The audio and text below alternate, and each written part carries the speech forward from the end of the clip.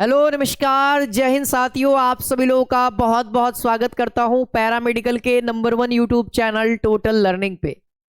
तो साथियों, आप सभी को जैसा पता ही है कि जीके का 64 दिनों का महा मैराथन सीरीज चल रहा है, जिसमें आज जो है इस 64 दिनों की जीके की महा मैराथन क्लास की तीसरी क्लास होने जा रही है। और आज का टॉपिक बड़ा खास है। आज हमारे सौर मंडल के बारे में प्रश्न कराने जा रहा हूं, जहां से आपके एग्जाम में हर साल लगभग सवाल देखने को मिलते हैं। तो आज की इस क्लास को कर लेंगे तो कंप्लीट हो जाएगा हमारा आज का तीसरा क्लास। ठीक है। और मैं बताऊं कि हमारे इस चैनल के साथ अगर आप लोग अभी तक से नहीं जुड़े हैं तो चैनल को सब्सक्राइब कर लीजिए। साथ ही साथ दोस्तों, आप हमारे टेलीग्राम चैनल टोटल लर्निंग के साथ जुड़ जाइए, क्योंकि जैसे ही क्लास खत्म होगी इसका पीडीएफ आपको टेलीग्राम पे दे दिया जाएगा। ठीक है। बहुत सारे बच्चे कह रहे थे सर इसका पीडीएफ कहाँ मिलेगा, तो टेलीग्राम चैनल पे मिलेगा। टेलीग्राम पे जुड़ने के लिए डिस्क्रिप्शन में लिंक है या चैनल पे भी लिंक है ना। और या फिर आप टेलीग्राम पे जाकर के डायरेक्टली टोटल लर्निंग सर्च भी करिएगा तो आप लोग को मिल जाएगा हमारा चैनल। ठीक है। और हर एक क्लास वहाँ पे मिलता है। और 8 बजे से आपको पता ही है कि प्रत्येक तैयारी होती है। और 1 बजे मैं आपके लिए जीके का 64 मिनट का शानदार सा 20 मिनट का सेशन लाता हूँ। 20 मिनट से कम ही रहता है। हमारा पूरा प्रयास है कि 20 मिनट से कम समय में आपके लिए एक बेहतर कंटेंट डिलीवर किया जाए। देखा जाए दोस्तों, आप सभी लोग अगर पैरामेडिकल की तैयारी करने की शुरुआत सोच रहे हैं या शुरुआत कर रहे हैं या कर लिए हैं और कोई चीज़ आपको मिल नहीं रहा है तैयारी करने के लिए, तो आपके लिए हमारा चैनल है ना और हमारा पेड कोर्स आपके लिए बहुत बेहतर हेल्पफुल रहेगा। दोस्तों, चैनल तो आपके लिए फ्री ऑफ कॉस्ट है ना। और अगर आप बेहतरीन डेडिकेटेड होकर के तैयारी कर रहे हैं, जिसमें बहुत सारे बच्चे हमारे साथ है ना, सैकड़ों हजारों बच्चे जुड़ करके पढ़ रहे हैं, तो आप भी उसमें शामिल हो जाइए। जिसका नाम है, अभी हमारा लेटेस्ट बैच आया हुआ है, ऑलरेडी है, पहले से स्टार्टेड है, संकल्प बैच, जो कि हमारा लेटेस्ट अभी तक का है। तो आप इसके साथ जुड़िए, आपको चैप्टर वाइज हर एक चीज आपको मिलने वाला है इसके अंदर। आइए दोस्तों, आज हमारा अपना सौर मंडल यानी हमारा ब्रह्मांड और हमारा सौर मंडल कंप्लीट करने जाएंगे। आशा करता हूं आप लोग को प्रॉपर दिखेगा, सुनिएगा, समझिएगा चीजों को। देखिए, हमारा पहला टॉपिक है ना, पहला पॉइंट है कि पृथ्वी को घेरने वाला आकाश क्या कहलाता है? ब्रह्मांड कहलाता है।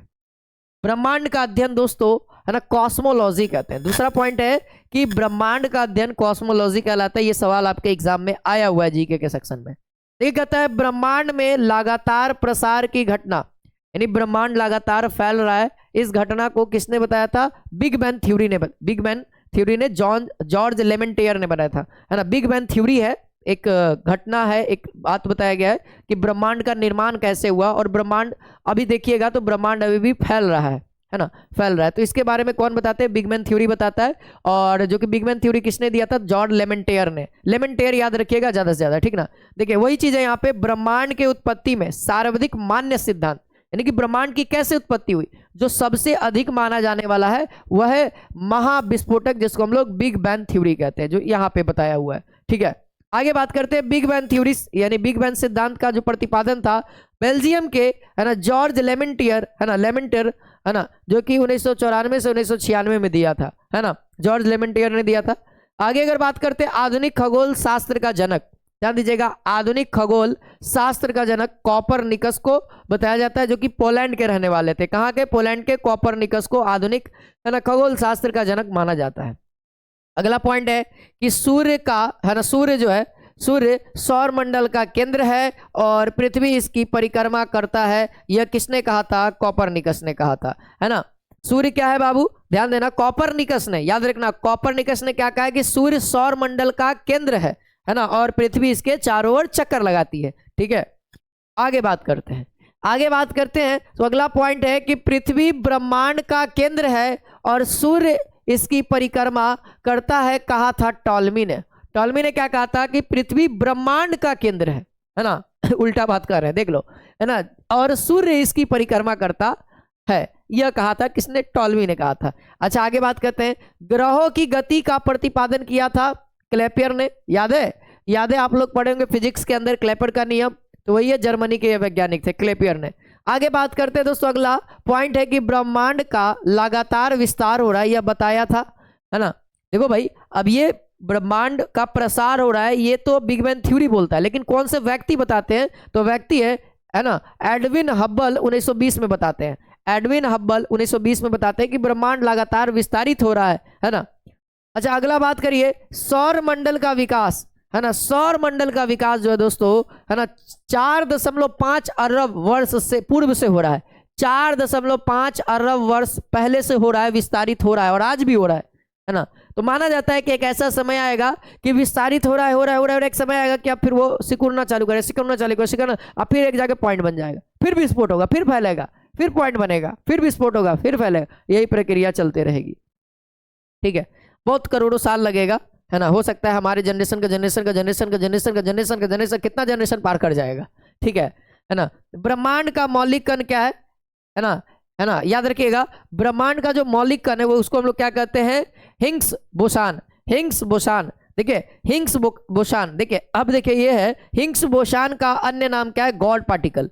गॉड पार्टिकल, इसका दूसरा नाम क्या है, गॉड पार्टिकल। आप सुने होंगे ये बात, आप एक गाना सुने थे कि 2012 में आई भूकंप तो ही बचैमू ए माई। ये बड़ा वायरल हुआ था कि 2012 में बहुत तगड़ा भूकंप आएगा और दुनिया नष्ट हो जाएगा, ऐसा बात कहा जा रहा था, है ना, कहा जा रहा था। तो एक एक्सपेरिमेंट चल रहा था ये गॉड पार्टिकल्स को लेकर के, है ना। ब्रह्मांड का एक मौलिक कण है गॉड पार्टिकल्स को लेकर के, वो एक्सपेरिमेंट है ना, अगर असफल हो जाता है ना तो कहानी गड़बड़ था, पक्का भूकंप पृथ्वी का नष्ट होना तय था। लेकिन इस चीज को, है ना, सफलतापूर्वक किया गया था तो बचा रह गया, है ना, ये ध्यान रखिएगा। आगे बात करते हैं, अगला पॉइंट है कि सर्न, ये देखिए सीरन भी कह सकते हैं, है ना, कहाँ स्थित है, जहां लॉज हैंड्रॉन कोलाइडर, है ना, LHC मशीन द्वारा 2010 में ही, देखो यही बात है ना, हिगन्स, है ना, देखिए हिगन्स बोसान के निर्माण का प्रयास किया गया था जेनेवा में यही पॉइंट, यही काम किया जा रहा था, है ना। कहाँ पे, तो सर्न में, कहाँ पे है, जेनेवा में, है ना, जेनेवा में यही पॉइंट है, इसका निर्माण किया जा रहा था, है ना, सफलतापूर्वक हो चुका था। ठीक है, चलिए ब्रह्मांड की आयु कितना है, 13 बिलियन वर्ष। ब्रह्मांड की आयु लगभग 13 बिलियन वर्ष माना जाता है ना। तो अप्रोक्सीमेट अगर ऑप्शन आए 14 बिलियन 15 बिलियन तो मार सकते हैं, ऐसा कोई बड़ा 13 रहेगा तो 13 एग्जैक्ट मार सकते हैं लगभग, लेकिन आंसर होगा, ठीक ना। अच्छा, ब्रह्मांड का व्यास है 10 के पावर 8 प्रकाश वर्ष, लगभग, है ना, हमेशा लगभग रखिए क्योंकि यहाँ पे हम इंची टेप नहीं भिराए हुए हैं कि हम लोग एक्यूरेट बताएंगे, हम लोग मानक के द्वारा एक तुलना के माध्यम से हम बताते हैं, लगभग में रहेगा।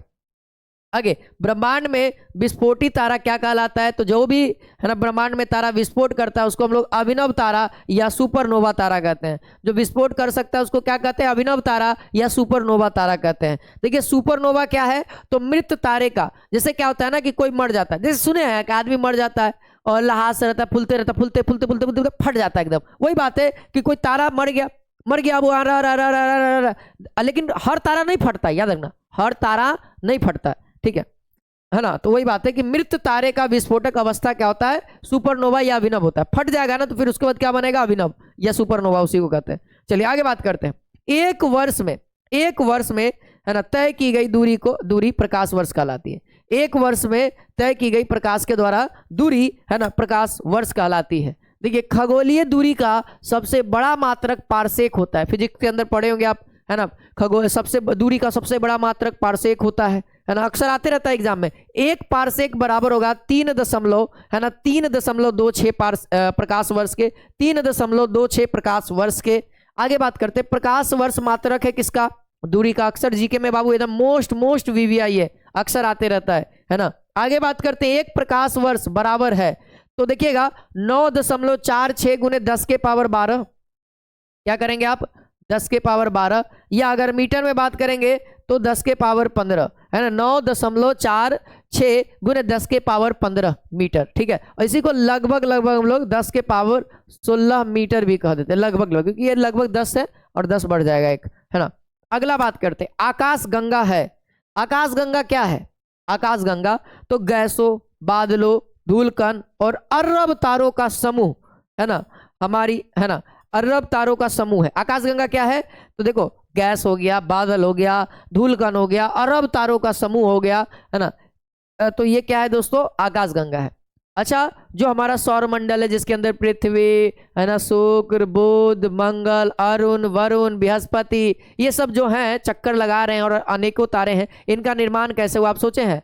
तारों का तो निर्माण, ब्रह्मांड का निर्माण आप समझ गए कि भाई ब्रह्मांड पहले गोला था, है ना, ऊर्जा रहता है तो वो फटता है, तो फट करके ब्रह्मांड का निर्माण हुआ, है ना। तो सौर मंडल का भी निर्माण के पीछे कहानी है, कल्पना है है ना। बहुत सारे लोगों ने बहुत बहुत कल्पनाएं कहे कि वो सूरज का ही रूप है, ये सूरज से टूटा और इधर चले गया। तो देखा जाए ना तो बहुत सारे तारे थे, उल्का पिंड, तो उल्का पिंड जब टूटा ना तो वही सब सौर मंडल का निर्माण किया। तारा टूटा, तारा टूटा, तारा टूटा, है ना, उसी के ऊपर है। इसको पूरा डिटेल में समझने के लिए आपको प्रॉपर क्लासेस के अंदर जुड़ना पड़ेगा सौर मंडल को समझने के लिए, ठीक ना। चलिए आगे बात करते हैं। हमारी आकाश गंगा का नाम क्या है?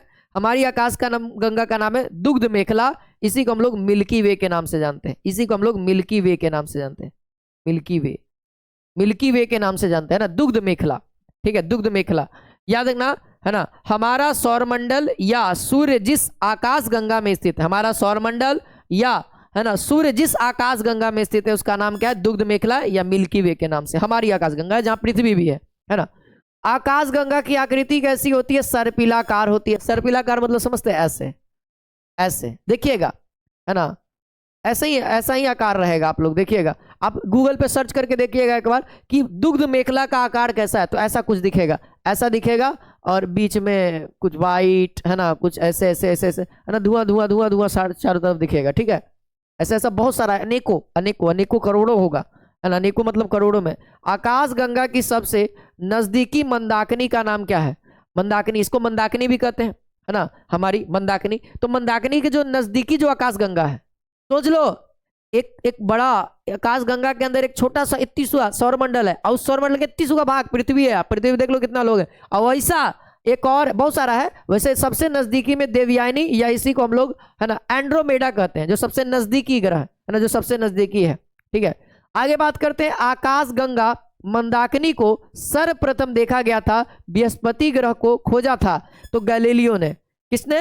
गैलीलियो ने। याद रखिएगा, मंदाकिनी ग्रह को सर्वप्रथम गैलीलियो ने देखा था, और बृहस्पति ग्रह की खोज गैलीलियो ने की थी। ये दोनों का सेम है। अच्छा, नेबुला या निहारिका है। नेबुला या निहारिका क्या है बाबू? तो अंतरिक्ष में धूल और गैसों का एक विशाल बादल है ना। अंतरिक्ष में धूल और गैसों का एक विशाल बादल है। आप देखिएगा एग्जाम में सवाल आया, 2024 तक में आया हुआ सौरमंडल से, है ना। नंगी आंखों से दिखने वाला नेबुला कोई, क्या नाम है उसका? ओरियन। क्या नाम है उसका? ओरियन। क्या नाम है? ओरियन। पल्सर होता है। पल्सर जो है तेजी से घूमने वाला न्यूट्रॉन तारे, तेजी से घूमने वाले न्यूट्रॉन तारे होते हैं। एक लास्ट है यहाँ पे देखिए, ब्रह्मांड का प्रकाश, है ना, प्रकाश संतव कहलाता है पल्सर, है ना, पल्सर। ब्रह्मांड का प्रकाश संतव कहलाता है पल्सर, ठीक है। अच्छा आगे बढ़ते हैं, और भी है बाबू, अभी रुकना नहीं है ना, अभी और पॉइंट है ना, अभी पॉइंट है बहुत सारे, ध्यान दीजिएगा। तारों में ऊर्जा का स्रोत नाभिकीय संलयन।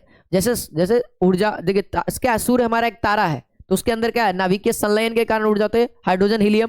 तो वही चीज है तारा, सूर्य एक तारा है, तो तारा है ना भाई, तो तारा का प्रॉपर्टी सबका होगा। तो तारा में अपना खुद का एनर्जी है, किसके कारण है? तो नाभिकीय संलयन के कारण। अगर सूर्य में एनर्जी, नाभिकीय संलयन के कारण। देखिए तारों का मुख्य घटक हाइड्रोजन व हीलियम, जो कि सूर्य में भी है, हाइड्रोजन व हीलियम, है कि नहीं। अच्छा, पृथ्वी का निकटतम तारा सूर्य। आप देखिएगा पृथ्वी का या फिर जो भी हमारे सौर मंडल में सबसे निकटतम तारा सूर्य है। उसके अलावा और कौन तारे हैं? उसके अलावा और बहुत दूर तारा है, बहुत दूर दूर तारा है, ठीक ना। आगे बात करते हैं। सूर्य का सबसे निकटतम तारा प्रॉक्सिमा सेंचुरी, है ना, सूर्य का सबसे निकटतम तारा प्रॉक्सिमा सेंचुरी। अच्छा आगे बात करते हैं। सबसे चमकीला तारा साइरस या डॉग स्टार इसको कहते हैं। सबसे चमकीला तारा साइरस या डॉग स्टार। डॉग स्टार इसलिए कहते हैं कि डॉग है, डॉग की तरह आकृति दिखाई थी। अरे भैया कोई खोजने वाला फोटो खींच लिया होगा, उसको लगा कि डॉग नियर है। ऐसे आप आसमान में तारा देखना ना, तो आपको आपका बहुत सारे लोगों का चित्र मिलेगा, आपको गर्लफ्रेंड का अपना चित्र मिलेगा, आपको अपना चित्र मिलेगा, आपको हनुमान जी का चित्र मिलेगा। कभी बादल देखते हैं, कभी कभी बादल, तो सोचने के ऊपर, आप जैसा सोचिएगा वैसा चित्र बन जाएगा। तो जो फोटो खींचा था सबसे चमक रहा था उसने, तो वो देखा ना कि डॉग का आकार है, एक शिकारी वाला आकार बनता है, तो शिकारी वाला कह दिया, शिकारी वाला तारा, तो इसको डॉग स्टार के नाम से दे दिया, ठीक ना, सबसे चमकीला तारा। अच्छा, तारे का रंग सूचक होता है ना, तो उसके ताप का, है ना, उसका टेम्परेचर का वो सूचक करता है। तारा का जैसा रंग होगा वैसा टेम्परेचर वो बताएगा, ठीक ना। तारे का टिमटिमाना प्रकाश का अपवर्तन, तारा का टिमटिमाना कौन सा रीजन करता है? तो प्रकाश का अपवर्तन, ध्यान रहेगा। अच्छा, ब्लैक होल का सिद्धांत दिया एस चंद्रशेखर ने। एस चंद्रशेखर ने बताया कि कोई भी तारा ब्लैक होल कब बनेगा? जब वह सूर्य के, है ना, जब वह सूर्य का 1.44 सूर्य से वैसा तारा जो सूर्य से 1.44 गुना ज्यादा द्रव्यमान का होगा तो वही जाकर के ब्लैक होल का निर्माण करेगा। ब्लैक होल मतलब जानते हैं ना, जिसके अंदर पूरा समा सकता है ब्लैक होल। तो उस ब्लैक होल क्या है, सूर्य से, सूर्य अभी है ना जितना, उसका 1.4 गुना भारी होगा, यानी द्रव्यमान वाला होगा। तो वो जाकर के जो तारा होगा, वो अगर तारा मर गया तो वो जाकर के क्या बनेगा, ब्लैक होल बनेगा। क्या बनेगा, ब्लैक होल, है ना, है ना।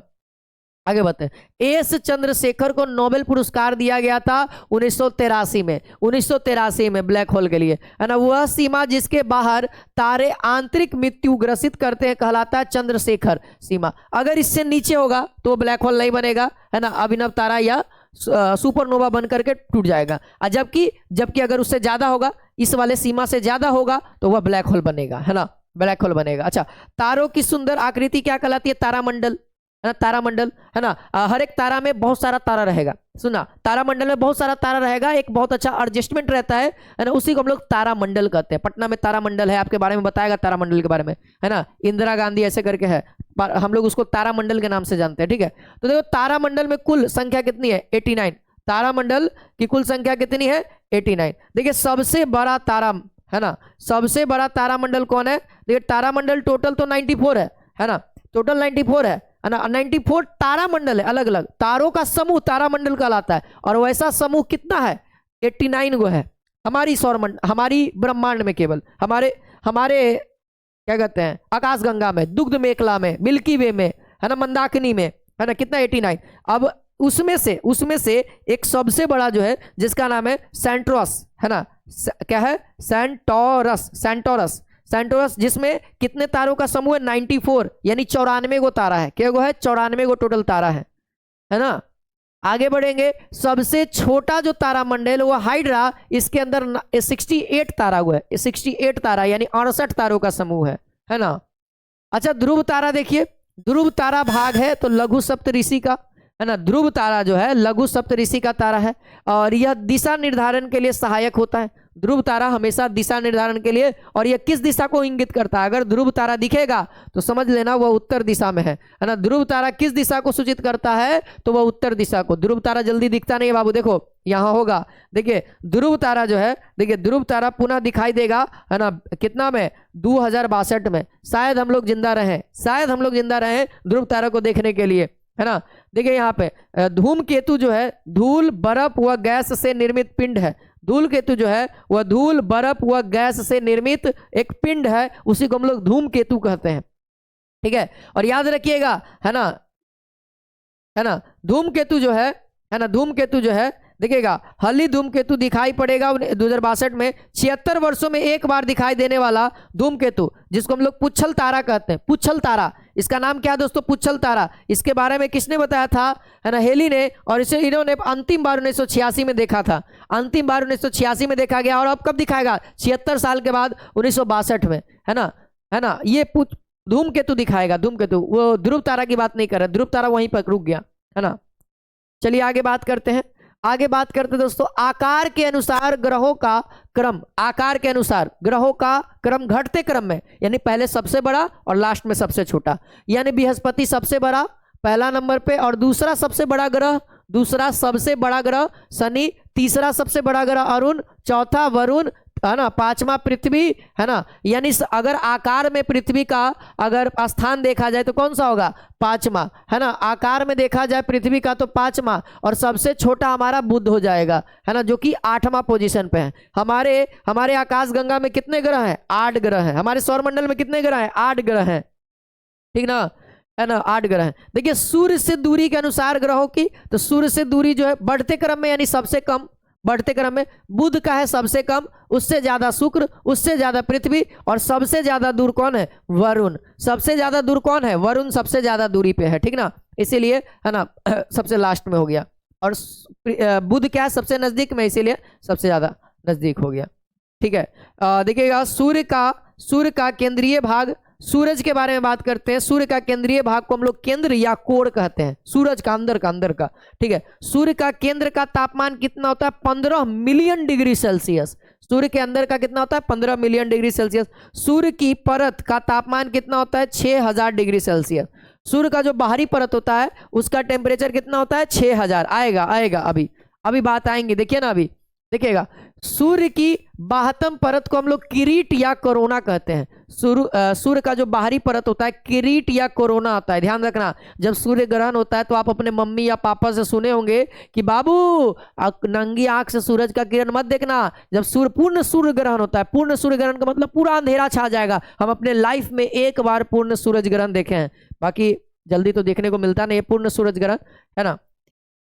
एक बार देखे थे, बहुत तगड़ा वाला, एकदम पूरा अंधेरा छा गया था, पूरा अंधेरा, है ना, चंद्रमा एकदम पूरा बीचों बीच आ गया था, हमको दिखा था। वो हम लोग पानी में देख रहे थे। क्यों नहीं देखा जाता, उसके पीछे साइंटिफिक रीजन है। देखिए, क्योंकि कोरोना जो है उत्सर्जित करता है एक्स किरण, जिससे हम लोग, है ना, हड्डी चेक करते हैं, हड्डी तक का तस्वीर ले लेता है। तो सोच लीजिए, अगर ये सूरज है, ये जो बाहरी परत है ना, यही कोरोना होता है। और जैसे ही चंद्रमा आ जाएगा तो हमको रोशनी कहाँ से मिलेगा? चंद्रमा अगर इसके ऊपर चंद्रमा आ गया, अगर इसके ऊपर चंद्रमा आ गया बाबू, इसके ऊपर चंद्रमा आ गया तो रोशनी तो यही साइड वाला से मिलेगा। और यहाँ साइड से जो रोशनी आ रहा है वो क्या आ रहा है? एक्स किरण आ रहा है। तो एक्स किरण डायरेक्टली देखेंगे तो एक्स किरण हमारी आंख पे आएगा, खराब कर देगा आंख। इसीलिए लोग कह के गए कि नहीं देखना है। ठीक ना, समझ में आ गया ना बात?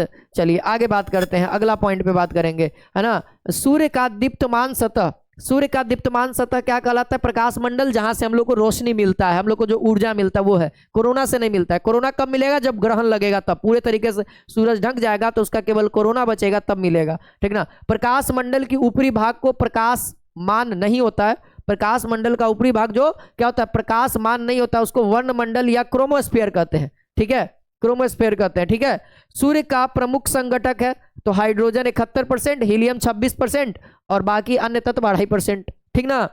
ऊर्जा की, है ना, देखिए सूर्य की ऊर्जा का स्रोत है नाभिकीय संलयन। जैसा कि तारा है तो सबका वही रहेगा, है ना, सबके तारा के अंदर हाइड्रोजन हीलियम रहेगा, उसके अलावा अन्य तत्व भी रहेंगे, है ना। इतना बात क्लियर है। सूर्य का आकार कैसा होगा? पृथ्वी से 109 गुना बड़ा, 109 गुना बड़ा।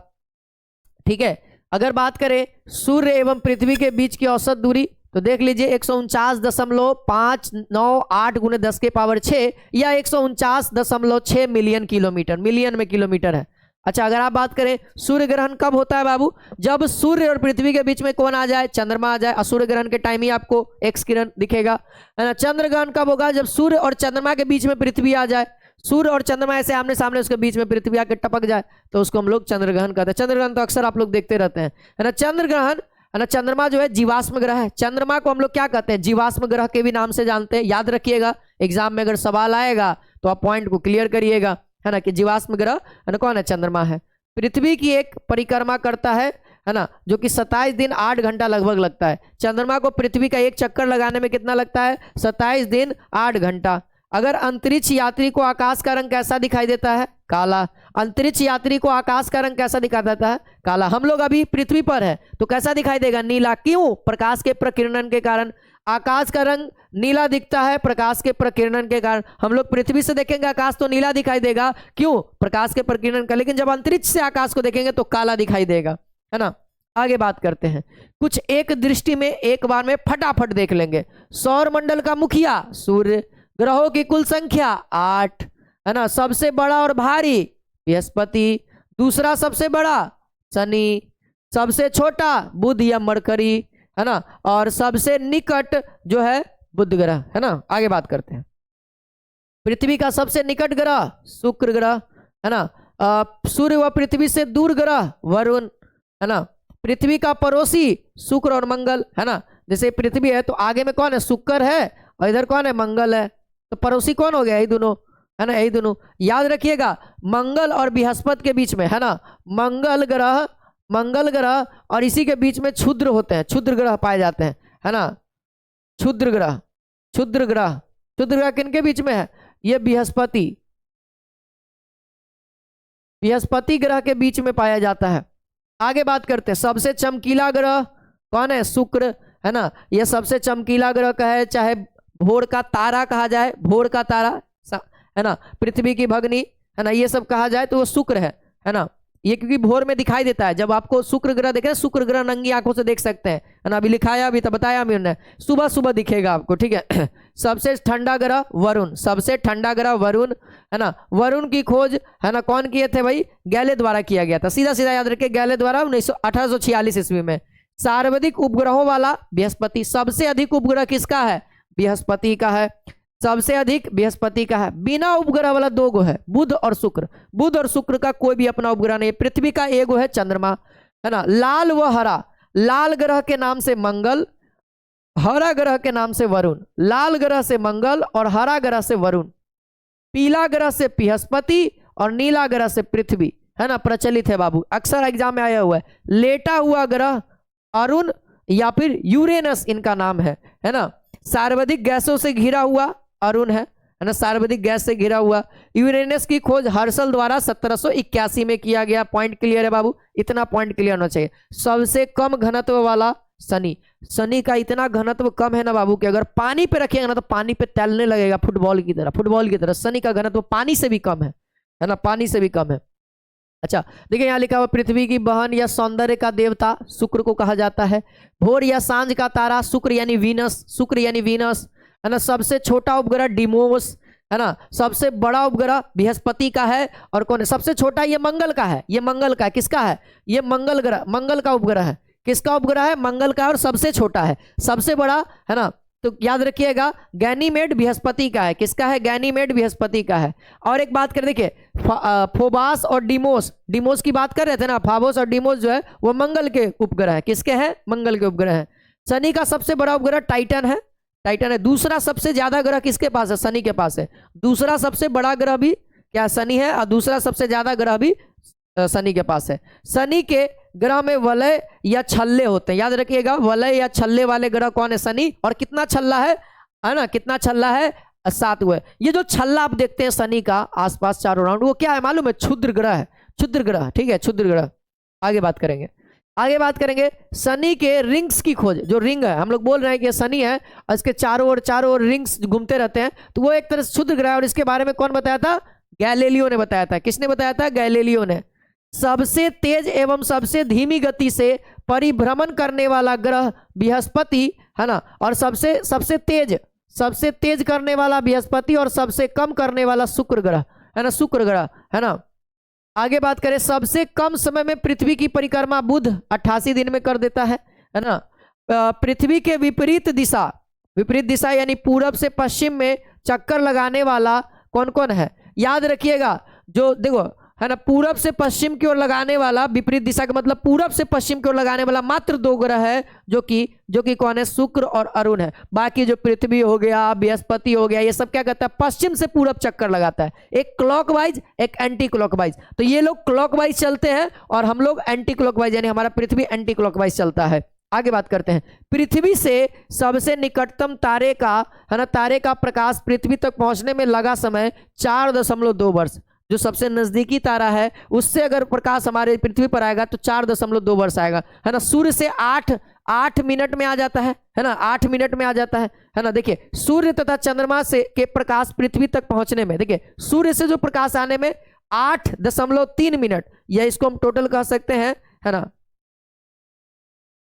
ना, 8.3 मिनट या तथा 1.3 सेकंड। सूर्य से 8.3 मिनट या 500 सेकंड बोलिए। आज चंद्रमा से अगर प्रकाश आता है, रात में चंद्रमा से ही ना मिलता है, सूर्य तो उस समय नहीं रहता है, डूबा हुआ रहता है ना। तो उस समय क्या होगा? 1.3 सेकंड चंद्रमा से आने में, है ना। सूर्य से आने में 8.3 मिनट, है ना, यानी कह सकते हैं 8 मिनट, और बाकी आपको कैलकुलेट करना होगा। देखिए, भू स्थित उपग्रहों की संख्या, उपग्रहों की ऊंचाई, मतलब पृथ्वी पर से कोई भी उपग्रह को छोड़ा जाएगा तो वह 3600 किलोमीटर की ऊंचाई पे अपना काम करेगा, ठीक ना। क्षुद्र ग्रह स्थित है मंगल और बृहस्पति के बीच में, मंगल और बृहस्पति के बीच में, ठीक है। तो सबसे बड़ा क्षुद्र ग्रह कौन है? सेरेस नामक है, जिसका खोज पिया जी ने किया था, है ना। कौन किया था? सेरेस, है ना, सेरेस पिया जी ने किया था। ये नाम है कैसे? पिया जी, है ना। ब्याह होता है ना तो लड़के ने बोलते हैं पिया जी इधर आइए ना, है ना, वही बात है। पृथ्वी का एकमात्र उपग्रह चंद्रमा, है ना, सी ऑफ ट्विंकल स्थित है। सी ऑफ क्या है? ट्विंकलिटी, क्या है? सी ऑफ ट्रैंक्विलिटी, ट्रॉन्क्विलिटी चंद्रमा पर है, ठीक है। बौना ग्रह के नाम से प्लूटो और सेरस एरिस, प्लूटो ज्यादा फेमस है ना बौना ग्रह के नाम से। अगर बौना ग्रह के श्रेणी में किसको रखेगा? प्लूटो। ग्रह की श्रेणी से हटा करके बौना ग्रह, क्योंकि यह वरुण के चक्कर को काट रहा था, वरुण को ग्रह को काट रहा था, है ना, वरुण की कक्षा को काट रहा था, इसलिए इसको हटा दिया गया, ठीक ना। अब यहाँ पे खत्म हुआ। प्लूटो को खोज 1930 में कौन किया था? टॉमस बैग ने ग्रह की श्रेणी से हटा गया 2006 में प्राग बैठक में। 2006 में इसको हटा दिया गया था कि तुम ग्रह नहीं रहोगे, तुम बौना ग्रह में जाओ, तो इसको बौना ग्रह कहा गया प्लूटो, या इसी का दूसरा नाम यम है, और दूसरा बौना ग्रह सेरेम है, तीसरा बौना ग्रह एरिस है ना। ये पॉइंट आशा करता हूं कि आप लोग को प्रॉपर क्लियर हो गया होगा, ठीक है। हाँ जी, तो आप लोग फिर से मिलिए हमारे साथ, है ना, कल के नेक्स्ट क्लास में। थोड़ा सा ये लंबा क्लास हो गया, इसके लिए क्षमा चाहता हूं, लेकिन प्रॉपर बातें होंगी, है ना, एग्जाम के लिए इंपॉर्टेंट टॉपिक है ना। तो इसके बाद वाली जितनी भी चीजें होंगी छोटी छोटी होंगी, है ना। कुछ कुछ टॉपिक आपको लंबे लगेंगे। प्रयास करते रहिए, शेयर करते रहिए, लाइक करते रहिए, चैनल पे नए हैं तो सब्सक्राइब कर लीजिए। जय हिंद, जय भारत, वंदे मातरम।